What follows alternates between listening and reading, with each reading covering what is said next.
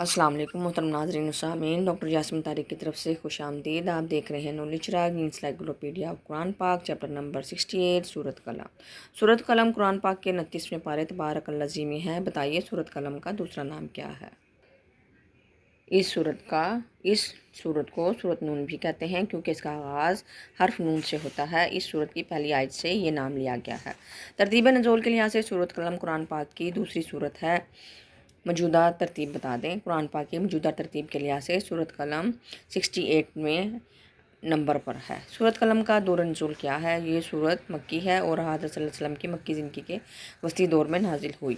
تعداد آیات کے لحاظ سے سورۃ قلم 39ویں بڑی سورت ہے۔ اس میں کتنی آیات ہیں؟ سورۃ قلم میں کل 52 آیات ہیں اور کوئی آیت سدہ نہیں ہے۔ تعداد رکوعات کے لحاظ سے سورۃ قلم 15ویں بڑی سورت ہے۔ اس میں کتنے رکوع ہیں؟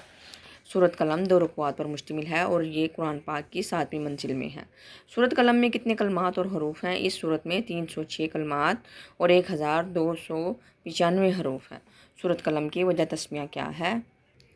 قلم لکھنے کا آلہ ہے۔ یہاں مراد وہ قلم ہے جس سے تمام مخلوق کی تقدیریں لوح محفوظ میں لکھ دی گئی ہیں۔ اس سورت کی پہلی ہی آیت میں القلم کا ذکر ہے، اس لیے اس سورت کا نام القلم رکھا گیا ہے۔ بتائیے سورت قلم کی شان نزول کیا ہے؟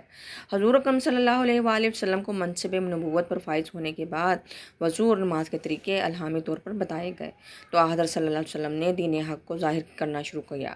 کفار نے نماز، وضو وغیرہ ایسے دینی کاموں کو دیکھ کر کہنا شروع کر دیا کہ نعوذ باللہ حضرت محمد صلی اللہ علیہ وسلم نعوذ باللہ ہو گئے ہیں۔ چنانچہ آپ صلی اللہ علیہ وسلم کو تسلی دیتے ہوئے اور مخالفین کے اعتراض کے جوابات اور ان کو تنبیہ و نصیحت کے لیے یہ صورت نازل ہوئی۔ ویڈیو کو لائک، شیئر، سبسکرائب کریں، اپنی قیمتی رائے سے ضرور آگاہ کیجیے گا۔ اللہ حافظ۔